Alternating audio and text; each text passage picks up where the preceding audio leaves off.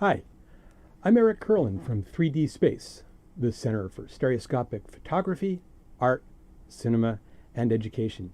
We're the Museum of 3D in Los Angeles. And I want to welcome you to this third installment of our online 3D screening series. Now, while we've had to temporarily close the museum until it's safe to have visitors again, and we're currently unable to hold our regular screenings in a movie theater, we can bring you these online shows of independent 3D films from the LA 3D Movie Fest.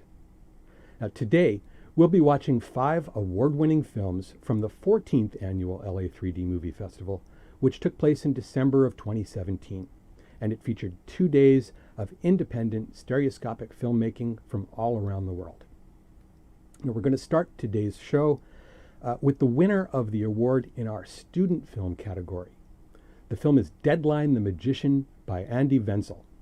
It was produced as a master's degree thesis film at the Mainz University of Applied Sciences in Germany. And the film is a 3D music video for the song Deadline from the rock band January. It's shot in the style of film noir and graphic novels and tells the story of a famous magician eagerly looking for his helper and lover who disappeared without a trace decades ago after a failed magic trick. And next, we have 2 films which tied for the second place award, and both films are from director Robert Bloomberg. The City Quakes is a historical show featuring rare stereo images of the San Francisco earthquake and fire of 1906, as well as the 1989 Loma Prieta earthquake. And Stereo, a love song to 3D, is a musical tribute to classic 1950s 3D movies, featuring animation and video set to an original song written and performed by the filmmaker. Today's show concludes with 2 films by director Ikuo Nakamura, the recipient of the 2017 Ray Zone Award for Excellence in 3DIY for his body of work. Gentle Storm features stunning footage of the aurora borealis under a G2 geomagnetic storm. And the final film is ANITYA, which means impermanence in Sanskrit and is one of the essential Eastern philosophies. Shot in numerous locations around the world, this film compiles series of continuing human activity, a reminder that all temporal existence will be forgotten without exception. And it won the first place award in our festival. Now, YouTube has a real-time chat feature, and the filmmakers have been invited to join us here.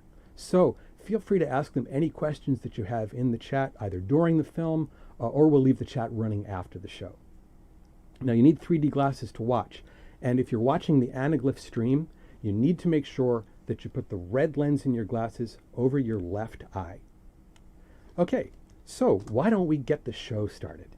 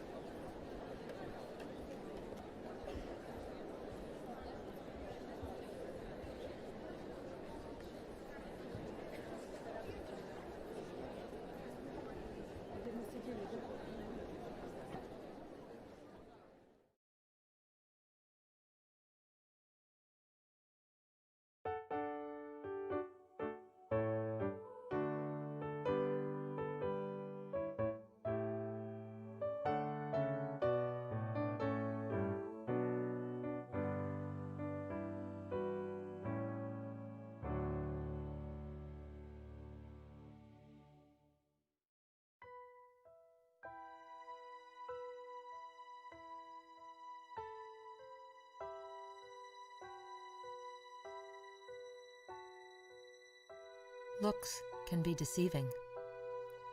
The familiar outlines of our world appear permanent, but the Earth is actually a geological jigsaw of constantly moving plates floating on its surface. When these tectonic plates collide, they sometimes push up spectacular mountain ranges like the Himalayas, or they may just slip and slide against each other, causing all sorts of mischief. Two of the most active plates, the North American and the Pacific, meet in California, along the 750-mile San Andreas Fault. And in the middle of that fault, some of the more foolhardy inhabitants of our planet have chosen to build a city. San Francisco. It's always been a city of dreams and the occasional nightmare.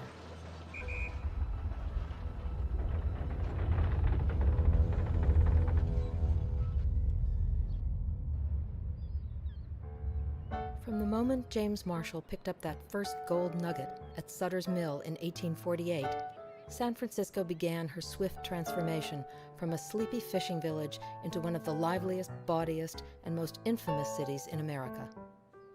Her siren's call of instant riches brought thousands to her shores. That constant flow of dreamers and schemers has never stopped. By 1906, San Francisco was a booming city, enjoying a decade of prosperity following the Depression of the mid-1890s. The population of the city had grown explosively, up 50% in just the past 5 years, to reach 500,000. The completion of the Transcontinental Railroad in 1869 had connected the city to the mainstream culture of the East, and San Francisco had become quite a cosmopolitan city.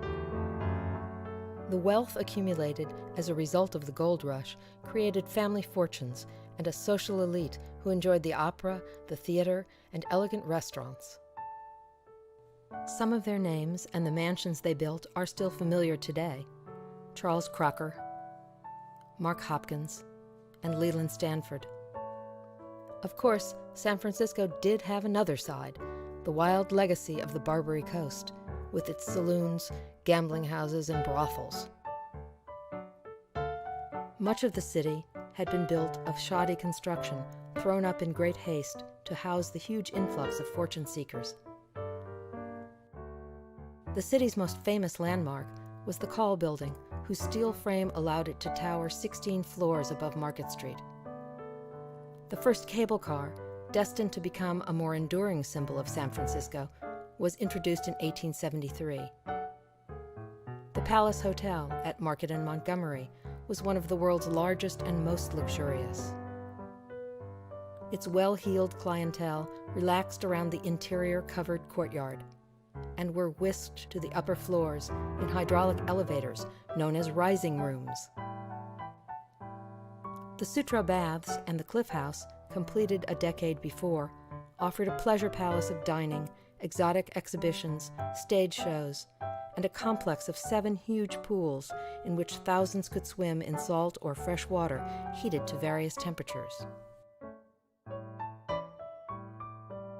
Golden Gate Park, at the outskirts of the city, contained a conservatory, a bandstand, a Japanese tea garden, and a children's playground. But despite its idyllic appearance, San Francisco was no stranger to disaster. There had been a couple of strong quakes in the 1830s and again in the 1860s.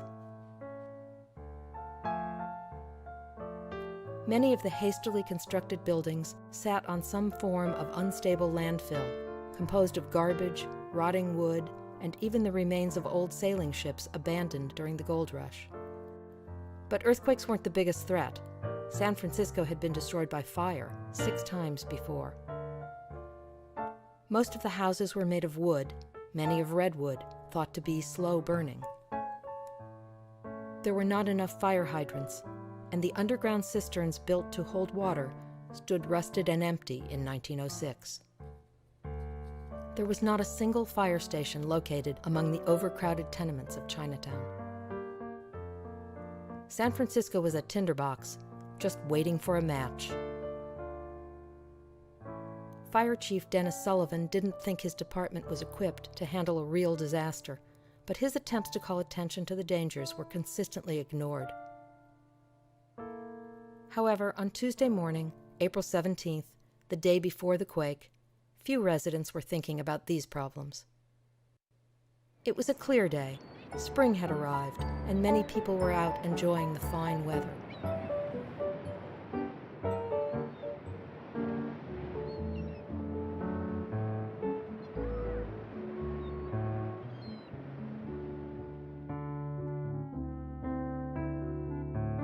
At City Hall, a meeting was underway. The main item of business? How to deal with future city emergencies.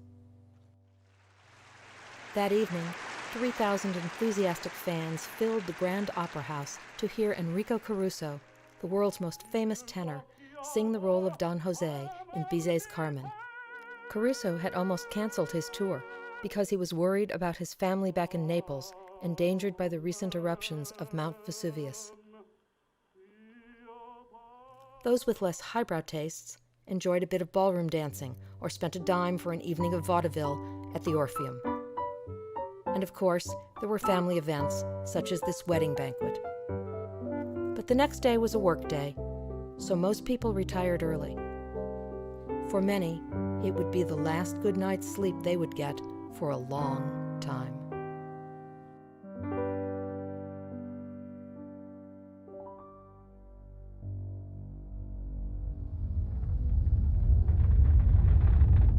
The Great Quake struck the city in two stunning blows. The first blow was a violent shaking that lasted about a minute. One eyewitness account said it was like a terrier shaking a rat. After a 30-second lull, the earth moved for another minute in long, rolling waves that came from the west. It would have measured an 8.3 if the Richter scale had been invented, and it was felt as far north as Oregon and as far south as Los Angeles. In some places, the earth was displaced over 20 feet. A herd of cattle being unloaded at the waterfront when the quake hit stampeded in their panic down Mission Street and were crushed by falling buildings. Because of the early hour, there were few people out on the street to be killed by falling masonry. However, many buildings collapsed, killing countless in their beds. The 2 minutes of chaos must have seemed an eternity, followed by overwhelming relief when the earth finally stopped moving. But those more knowledgeable knew the destruction was just beginning.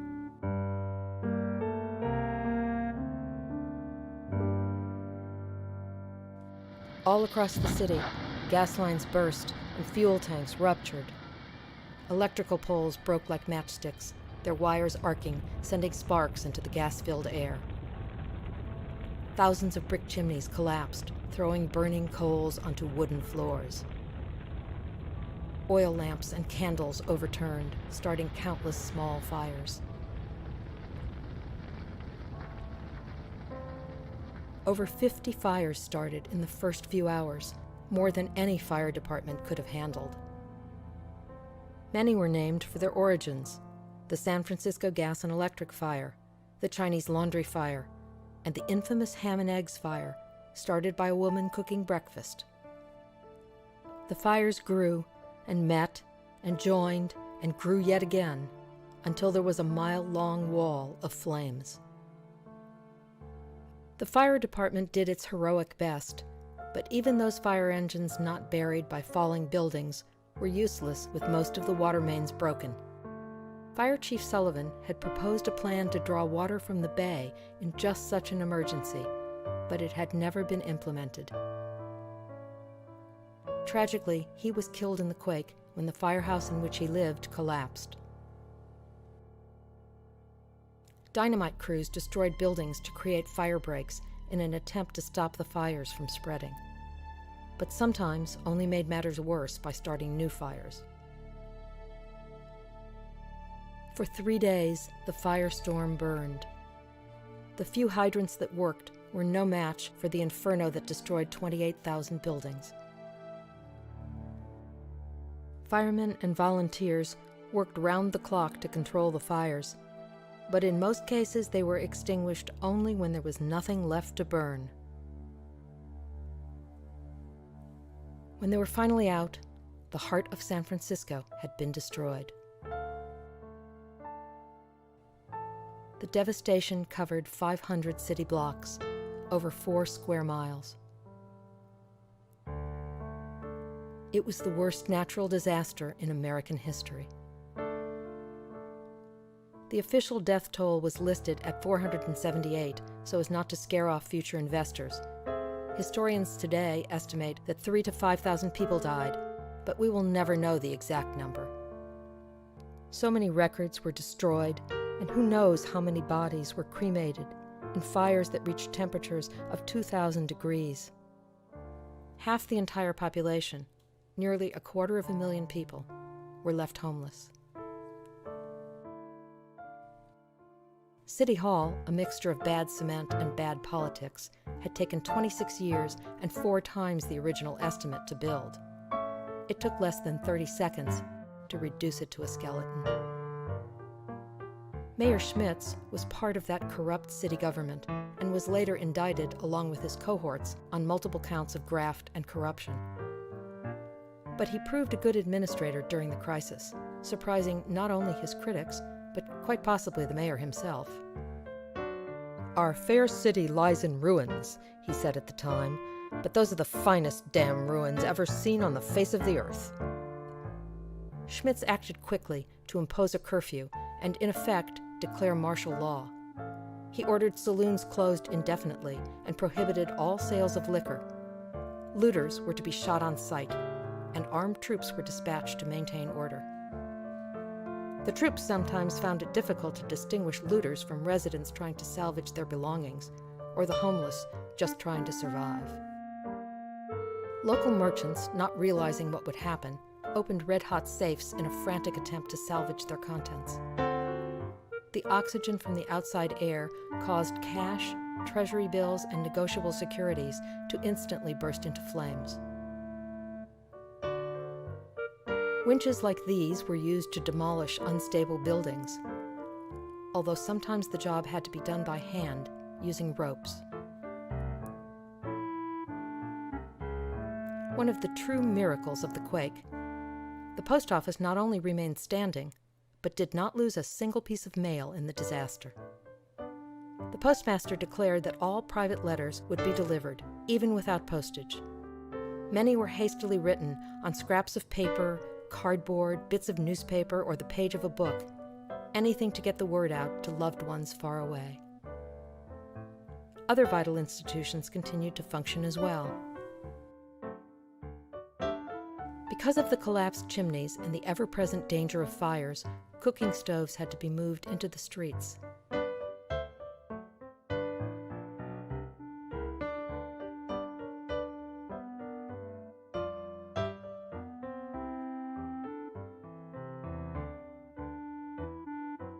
The first relief supplies of food and medicine arrived from Los Angeles within 18 hours of the quake.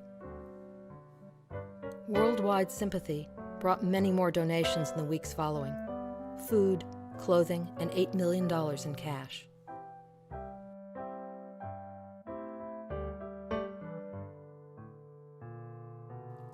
Refugee camps and tent cities were set up to shelter the homeless. The camps were generally well-ordered communities, equipped with running water, bathhouses, sewers, and drains. There were no outbreaks of contagious disease. In fact, for many, living in the fresh air on rationed food and tobacco without hard liquor proved to be healthier than their former existence.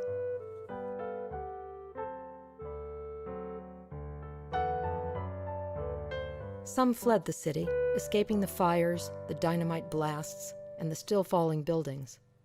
They found shelter in other communities where there had been less damage and no fire. But most residents stuck it out, and with typical pioneering spirit and good humor, made the best of the situation.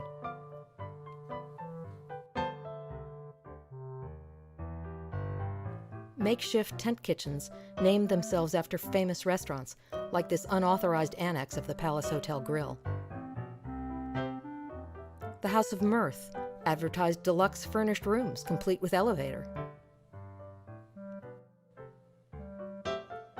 At Stanford University, the statue of naturalist Louis Agassiz had fallen from its perch headfirst into the cement courtyard below, prompting the university president to remark that Agassiz was much better in the abstract than in the concrete.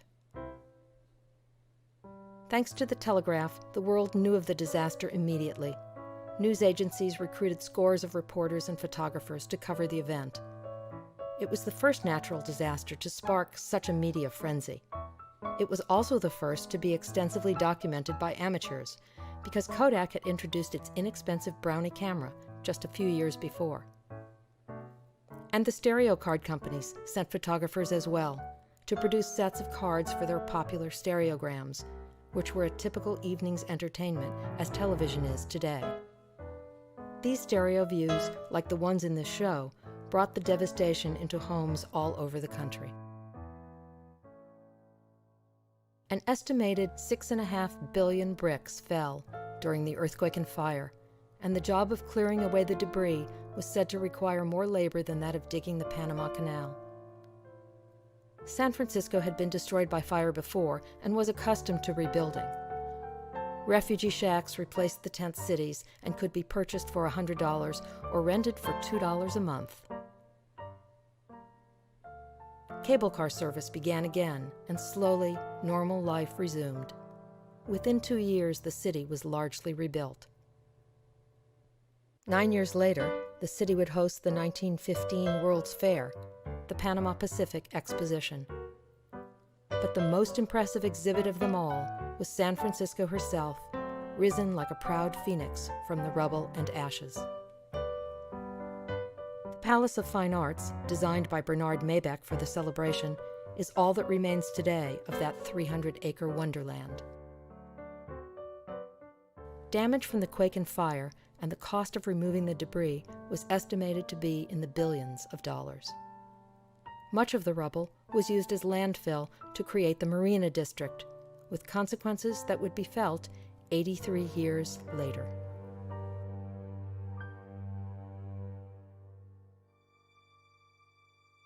At 5 p.m., Game 3 of the World Series between the San Francisco Giants and the Oakland A's was just getting underway at Candlestick Park. Fails to get Dave Parker at second base, so the Oakland A's take. I'll tell you what, we're having another.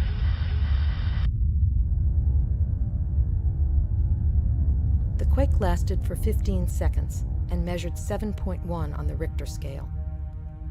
A portion of the San Francisco-Oakland Bay Bridge collapsed. In Oakland, part of the Nimitz Freeway was severely damaged. Normally, both the Bay Bridge and the Nimitz would have been crowded with commuters during the evening rush hour.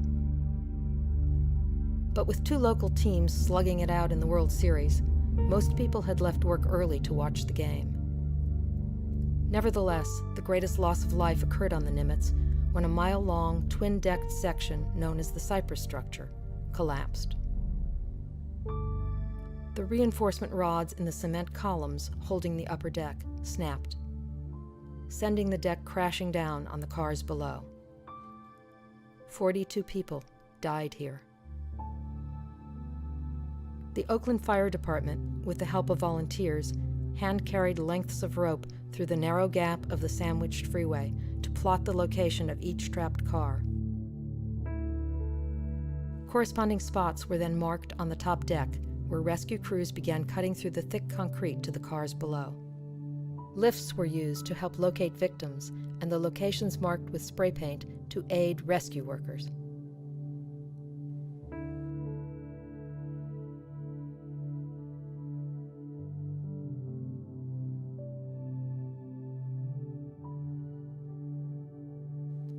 Another post office miracle. The driver of this mail truck walked away unhurt. Crews then blowtorched the sides open, retrieved, and delivered the mail. No one was in this car, which had been parked under the freeway overnight. Unfortunately, the occupants of this car were killed. But the luckiest person of all was surely the driver of this truck, who was traveling on the lower deck of the freeway when the quake hit. He described seeing the upper deck collapsing towards him like a house of cards, looking in his rearview mirror and seeing the same scene behind him. He slammed on his brakes and came to a screeching halt in the only section of freeway left standing. Meanwhile, over in the marina, remember that prime waterfront real estate built on landfill from the 1906 quake? When the '89 quake hit, that landfill behaved as if it were liquid, providing little support for the structures built on it.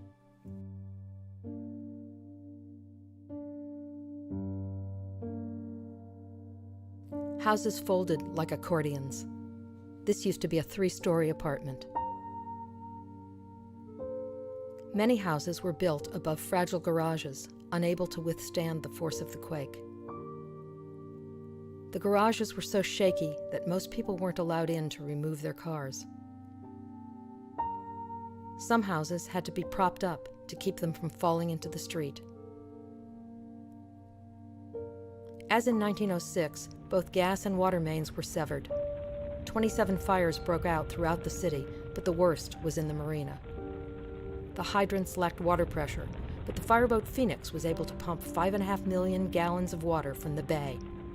This time, San Francisco was not consumed by flames. With water mains broken, residents had to carry in bottled water to drink. Those few people who were allowed to go into their buildings had only 15 minutes to save what possessions they could carry out by hand.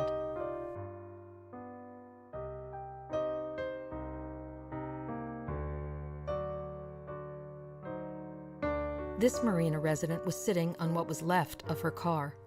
She asked for a photo to show her insurance company. The epicenter of the quake was in the Santa Cruz Mountains near Loma Prieta Peak, approximately 100 miles south of San Francisco. Homes in that area were knocked completely off their foundations. The corner support of this house is the only section still on its original level.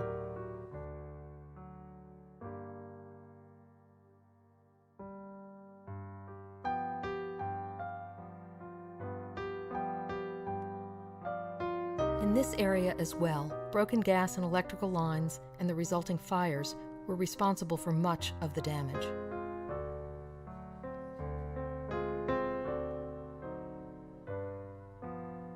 This downtown Santa Cruz boutique couldn't have anticipated the irony of its sales slogan.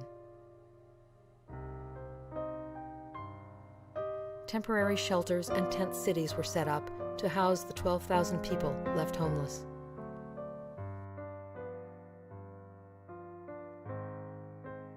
The cypress structure has been demolished, the Bay Bridge repaired, and the marina rebuilt on the same unstable ground.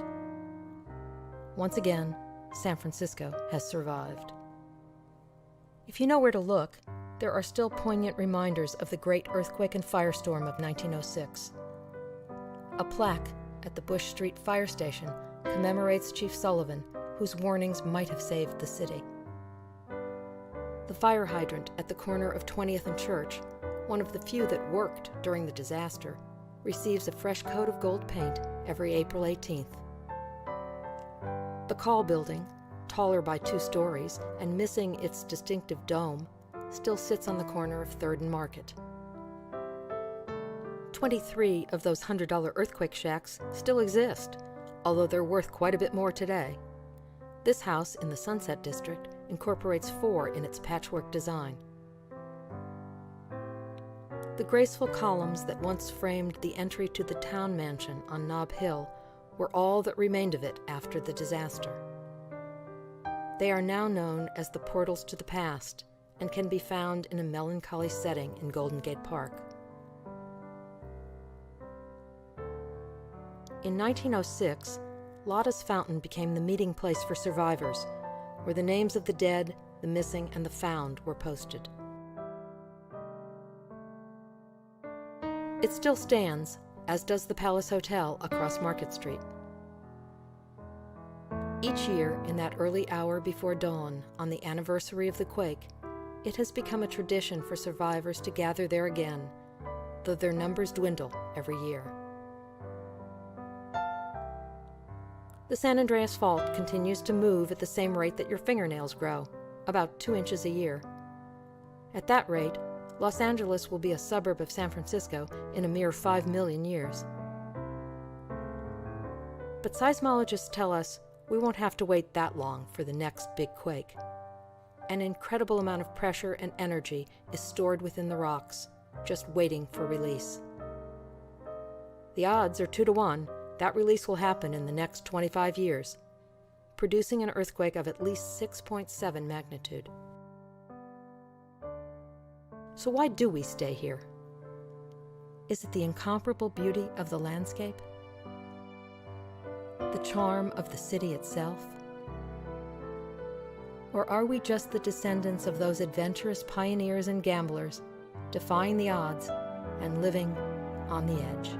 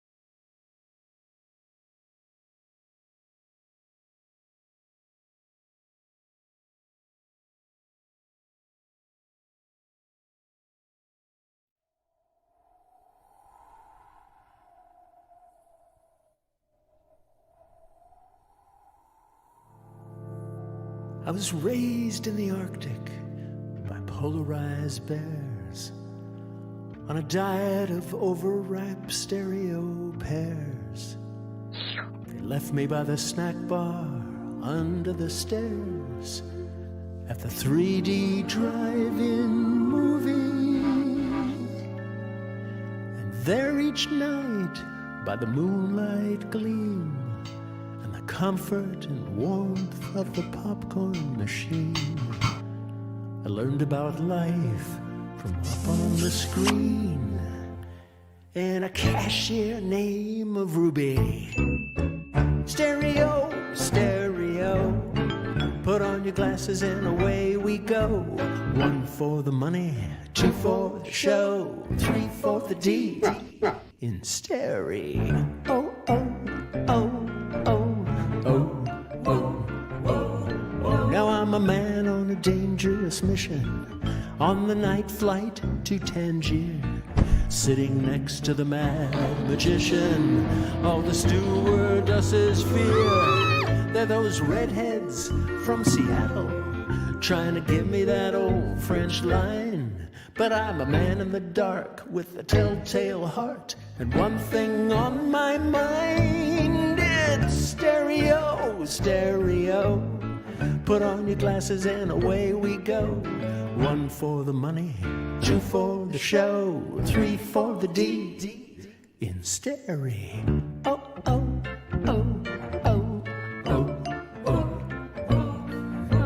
Boy, the devil made me do it. Got me living in a house of wax with a feather river running through it, an inferno out in back.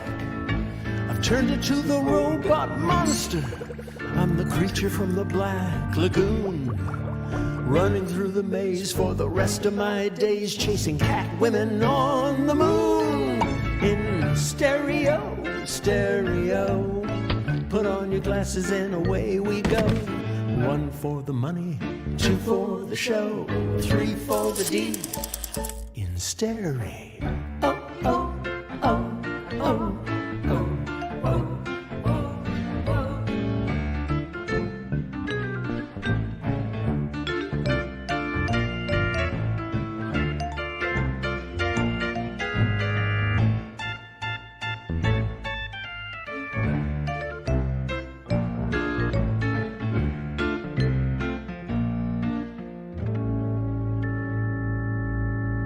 When my movie's over, here's what you can do for me. Just spread my ashes on 3D glasses and toss them in the red and blue sea in stereo, stereo. Put on your glasses and away we go. 1 for the money, 2 for the show, 3 for the D in stereo, stereo, stereo. There ain't no finer way to go than coming right at ya through the window. Is that a lion in your lap, or you just glad to see me? 3 for the D in stereo. Whoa, whoa, whoa, whoa, whoa.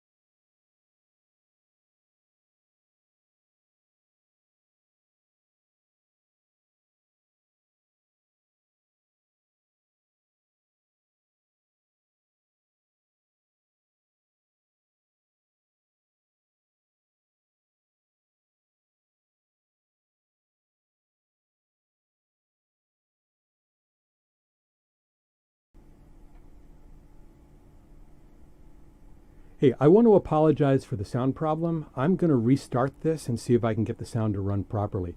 Thanks for bearing with me. I appreciate it.